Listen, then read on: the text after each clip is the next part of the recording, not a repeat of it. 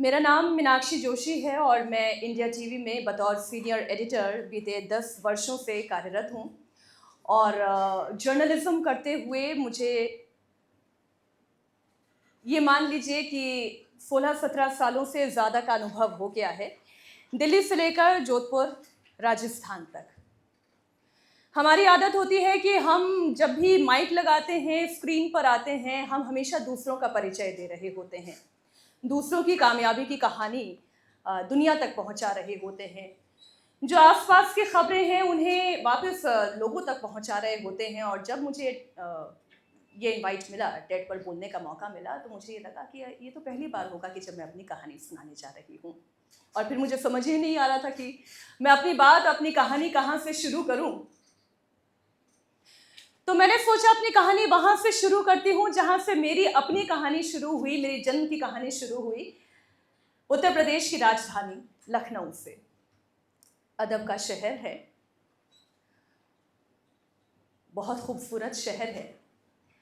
मेरी माँ आसाम से आती हैं, मेरे पिता राजस्थान की भूमि से आते हैं और मेरा जन्म उत्तर प्रदेश का है। इसलिए मैं कई बार ये कहती हूँ कि मैं आधी असमीस हूँ, आधी राजस्थानी हूँ, और जो रह गया वो उत्तर प्रदेश का अंश मेरे अंदर है, क्योंकि मेरी जन्मस्थली लखनऊ की है। मेरे पिता रेलवे में जॉब करते थे, अब तो रिटायर हो चुके हैं। और रेलवे में जिस किसी के भी नोन अगर हो तो कभी आप उनसे पूछ कर देखिएगा, जो बहुत बड़े अधिकारी होते हैं उन्हें तो बड़ा बड़ा बंगलो मिलता है, लेकिन जो जूनियर लेवल पर कार्यरत होते हैं वो क्वार्टर्स में रहते हैं। हम भी एक ऐसे ही क्वार्टर में पले बढ़े।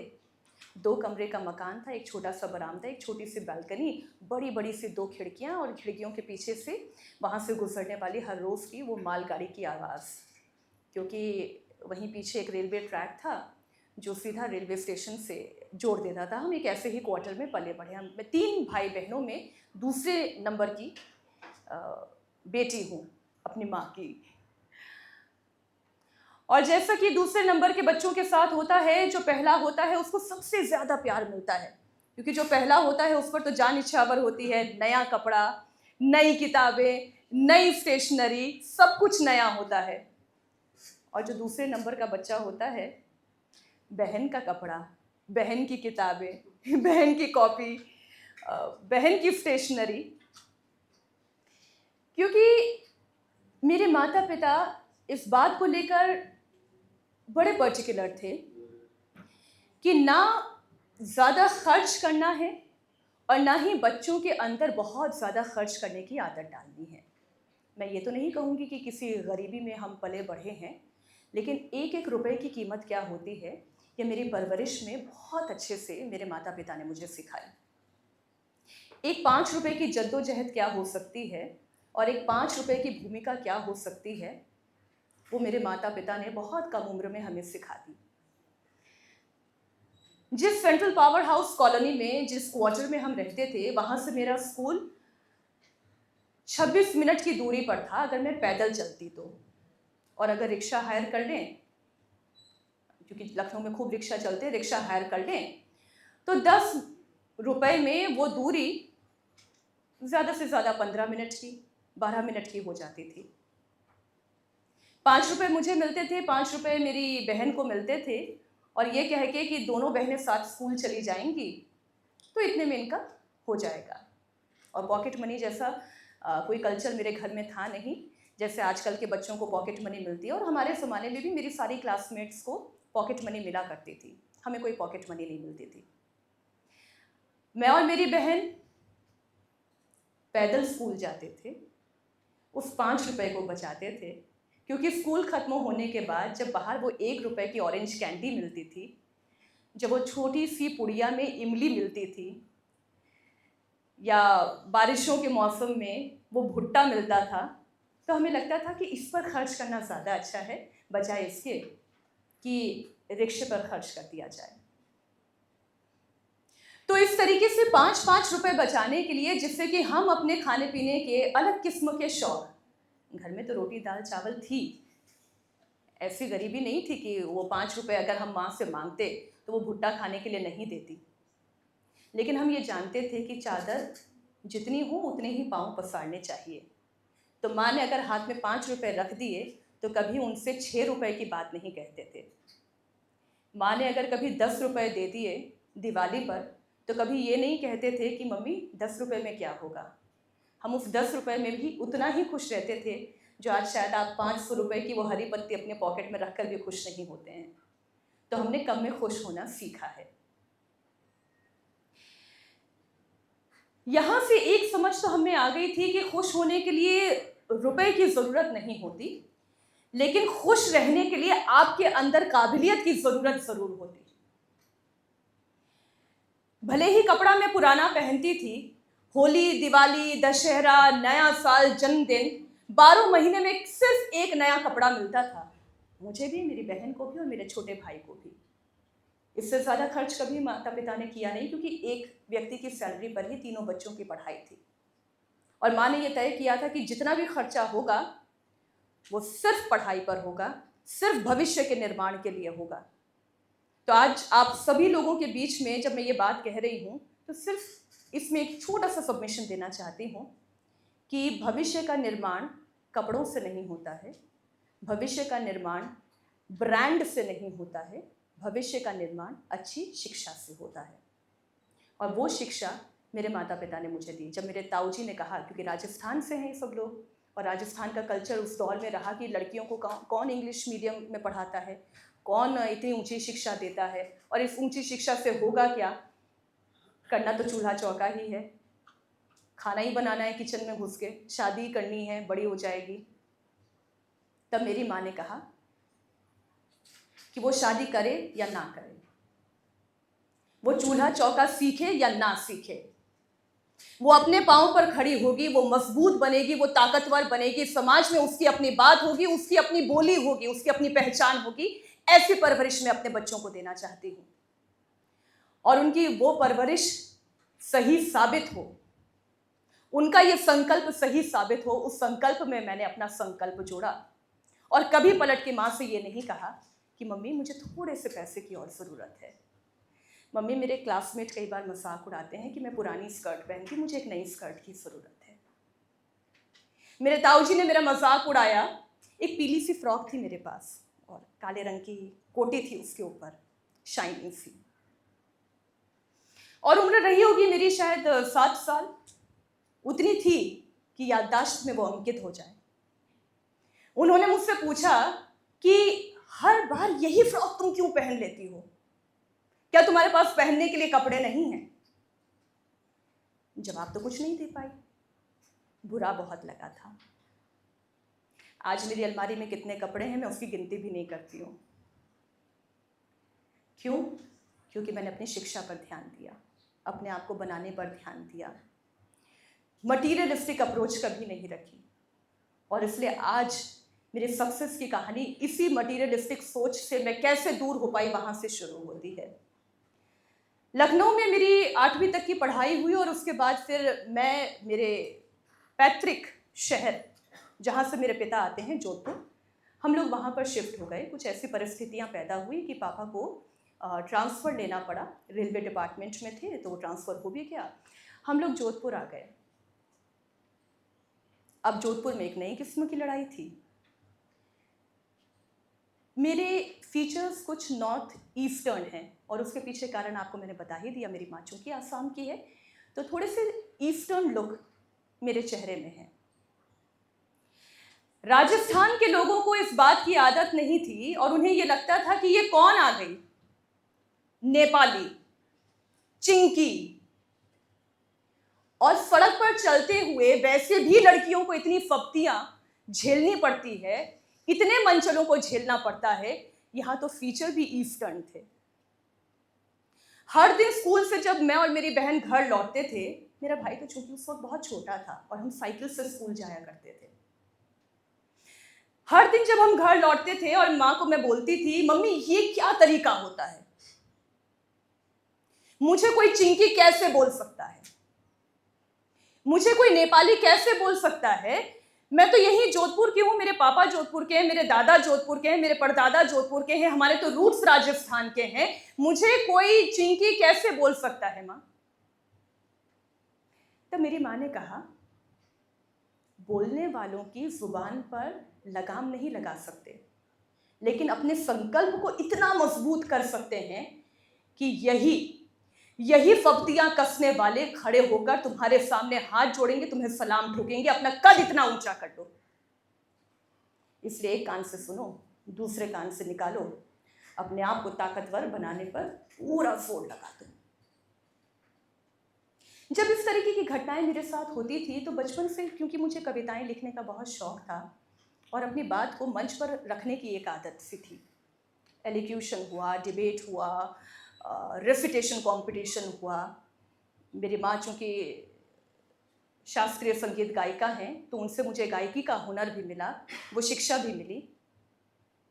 भरतनाट्यम, कथक, शास्त्रीय नृत्य मेरे माता पिता ने मुझे सिखाया।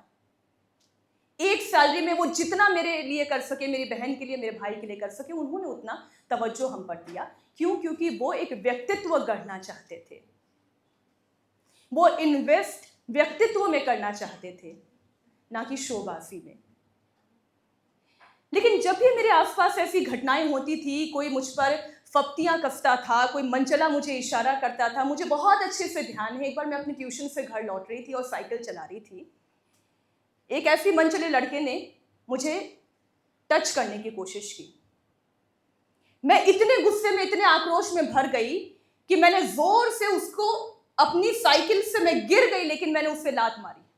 मेरा हाथ लहूलुहान हो गया, मेरे पांव पे भी खरोच आ गई, लेकिन मैं चुप नहीं रह सकती, मैं अन्याय देखकर शांत नहीं रह सकती। मेरे व्यक्तित्व का ये पहलू था ही नहीं कि सर नीचे झुकाकर आगे बढ़ जाना, गलत को होता हुआ देखकर आंखों पर पट्टी बांध लेना, खामोश हो जाना। और शायद वही व्यक्तित्व का पहलू था जो मुझे जर्नलिज्म की इस विधा में ले आया। कॉलेज में आ गई मैं। कॉलेज में एक, जैसे आप जानते हैं, एनुअल फंक्शंस होते हैं, कार्यक्रम होते हैं। ऐसे ही कार्यक्रम को मैं होस्ट कर रही थी। उस कार्यक्रम में एक पार्टिसिपेंट मैं भी थी और सामने बैठने वाले बहुत सारे मेहमानों में से एक जर्नलिस्ट भी थे।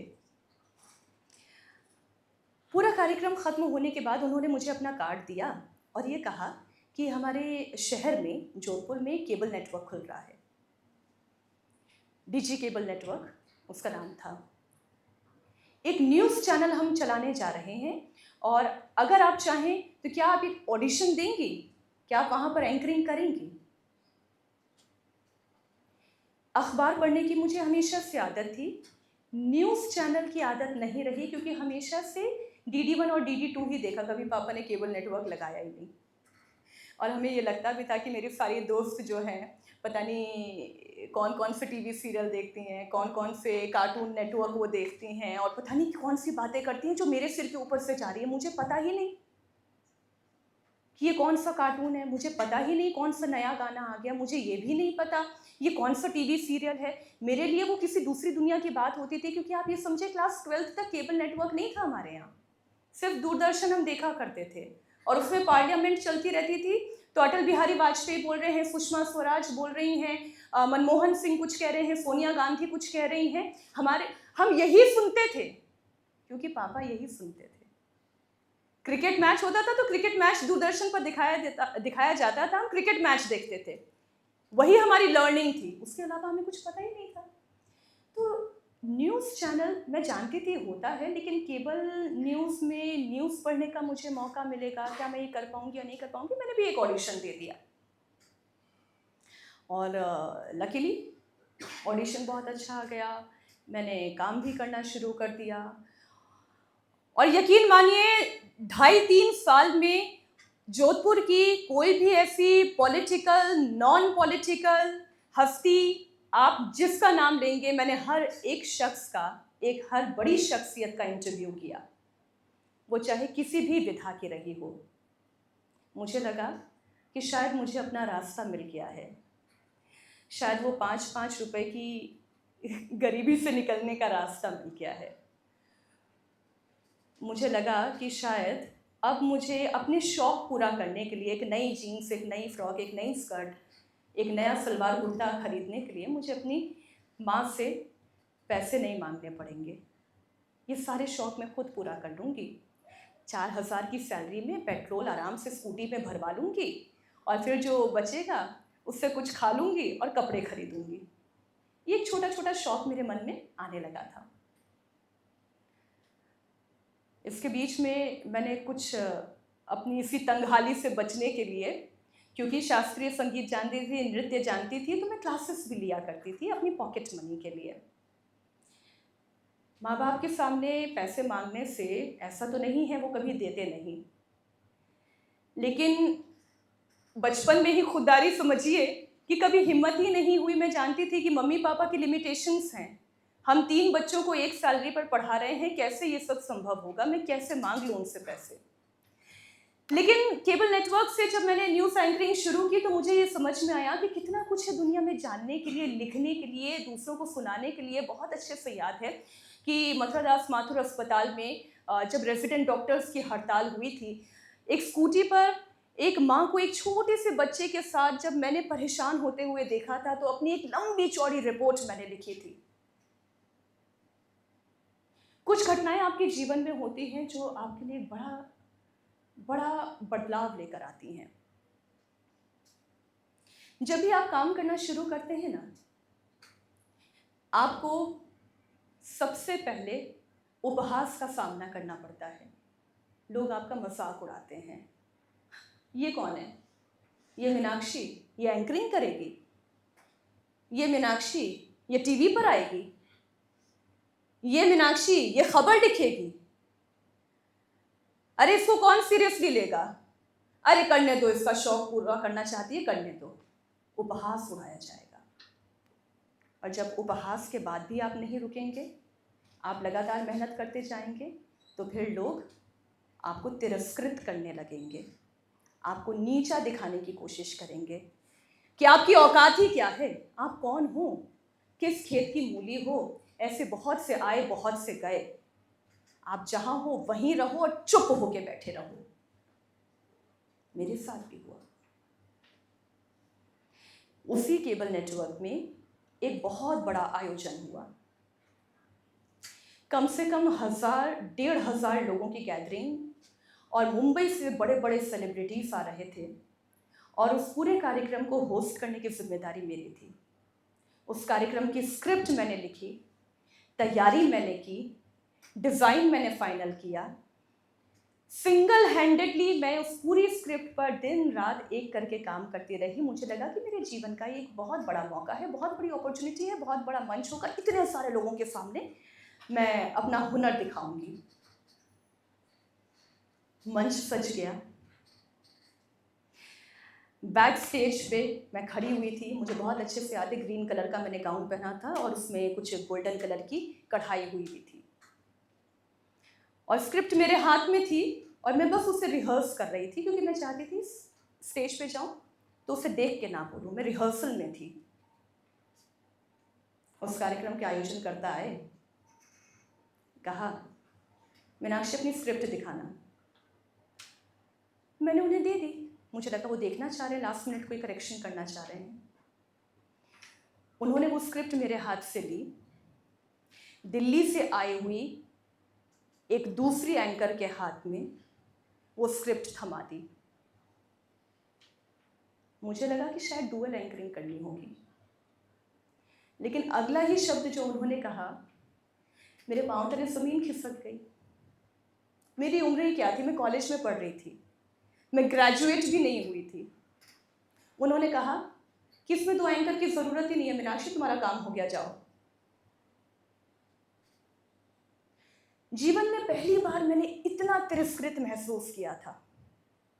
मैं मन भर के रोई थी, इतना रोई थी कि मुझे लगा कि मेरे साथ ये क्यों हुआ,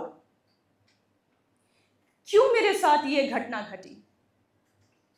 मैंने वो पूरा आयोजन अपनी स्कूटी पर बैठ के उसी मैदान के बाहर उसी कपड़े में रोते हुए पूरा प्रोग्राम सुना।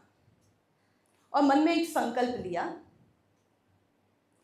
इससे बड़ा मंच होगा, इससे बड़े मेहमान होंगे, इससे बड़ी ऑडियंस होगी, इससे बड़ा फलक होगा, इससे बड़ी जगह होगी, वहां पर मीनाक्षी परफॉर्म करेगी।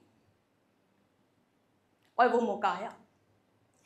साल 2024 लोकसभा चुनाव में बनारस लोकसभा क्षेत्र में प्रधानमंत्री नरेंद्र मोदी का मैंने इंटरव्यू किया। देश का सबसे बड़ा इंटरव्यू, सबसे बड़े मौके पर।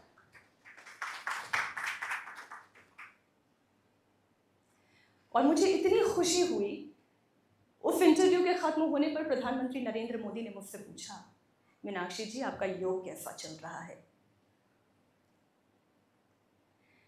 इसलिए जीवन में जब भी तिरस्कार हो, जब भी आपका उपहास हो, जब भी कोई आपको नीचा दिखाए, तो यह याद रखना, रुकना नहीं है।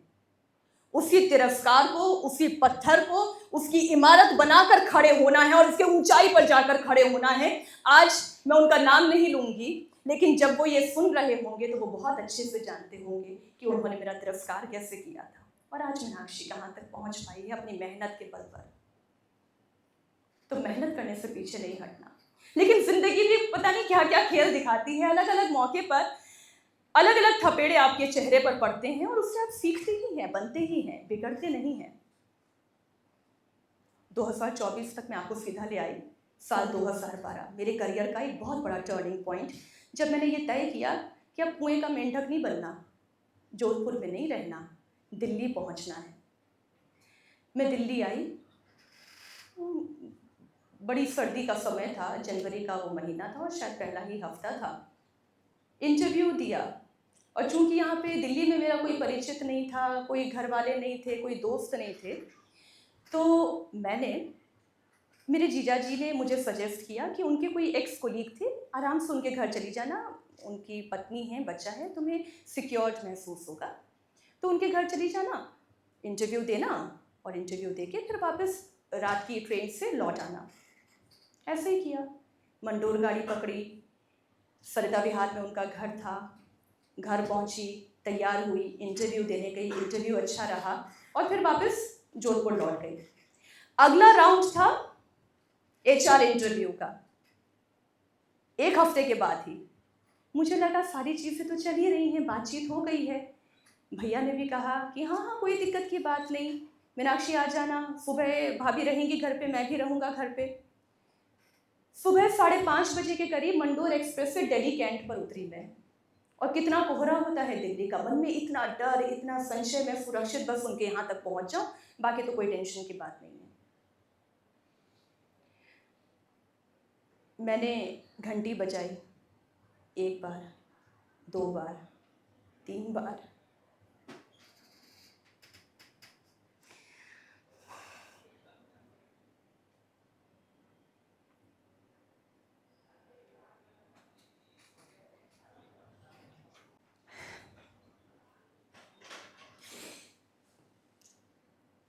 मैं आधे घंटे तक वही सीढ़ियों पे बैठी थी। मुझे समझ नहीं आ रहा था क्या करूंगी।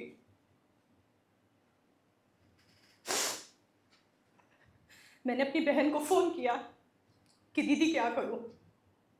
दीदी ने कहा घबराओ मत, एक काम करो, सरिता विहार में बहुत सारी पीजी हैं, किसी से बात करके आसपास के किसी पीजी में बात कर लो, वो थोड़ा सेफ भी होगा और थोड़े पैसों में काम हो जाएगा।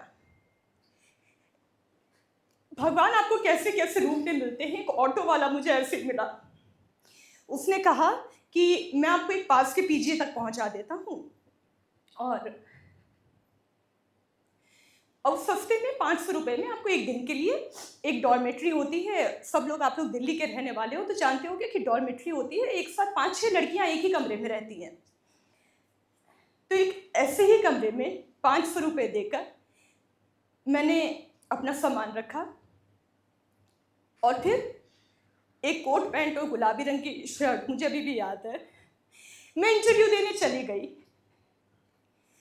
आज शायद आप लोगों के सामने जो आंसू निकल गए हैं, उस दिन ये आंसू नहीं निकले थे, शायद इसलिए आज निकल गए। बहुत तकलीफ हुई थी क्योंकि डर था। कि दिल्ली जैसे शहर में मैं क्या करूंगी, कैसे यहाँ पे सरवाइव कर पाऊंगी जहाँ पे अपने लोग दरवाजे बंद कर देते हैं। लेकिन कहते हैं ना, जब आप मेहनत करते हैं, पूरी ताकत के साथ लग जाते हैं, तो फिर आपको कोई नहीं रोक सकता। साल 2012 से लेकर 2026 तक की यात्रा कर ली है। इसी दिल्ली में काम करते हुए मुझे लोगों का इतना प्यार मिला। योग जैसा कार्यक्रम मेरे जीवन में आया जिसने मुझे घर घर तक पहुंचा दिया, जिसने मुझे बड़ों का, बुजुर्गों का इतना प्यार, इतना आशीर्वाद दिया, जिसने मुझे सिखाया या तो इस तिरस्कार से, इस उपहास से डर कर आप बैठ जाएं, या फिर इतनी ताकत के साथ लड़ें, इतनी ताकत के साथ लड़ें कि जो आपके विरोध में भी खड़े हो, उन्हें भी आपके साथ आकर खड़े होना उनकी मजबूरी बन जाए। उसी संकल्प के साथ हर दिन मैं उठती हूँ, हर दिन मैं काम करती हूँ। अपनी प्रेगनेंसी में, पीक प्रेगनेंसी 9 महीने तक में मैंने योग का कार्यक्रम नहीं छोड़ा। कोई बुलेटिन मैंने इसलिए नहीं छोड़ा क्योंकि मेरी तबीयत खराब है। कभी मैंने काम से मुंह नहीं चुराया, क्योंकि एक संकल्प बस मेरे मन में था, मुझे बेहतर बनना है, मुझे ताकतवर बनना है, मुझे मजबूत बनना है, मुझे शक्ति की वो मिसाल बनना है जो मेरी माँ ने मेरे अंदर देखी। और आज वही मेरे सब एक्सटेंडेड फैमिली सो कॉल्ड मुझे फोन करते हैं, और कभी मैं फोन उठाती हूँ और कभी इग्नोर कर देती हूँ। तो बस यही बात कहनी है कि you will be unwanted, unacceptable, undesirable. You will be nothing in front of people until you get success. और आपकी सक्सेस की कहानी आप खुद लिख सकते हैं। सिर्फ एक छोटा सा गीता का श्लोक कहूंगी, क्योंकि गीता, श्रीमद् भागवत गीता मेरे लिए शक्ति का सबसे बड़ा केंद्र रही है। भगवान श्री कृष्ण अर्जुन से कहते हैं, योगस्थ कुरु कर्माणि संगम त्यक्त्वा धनंजयः। योगस्थ कुरु कर्माणि संगम त्यक्त्वा धनंजयः।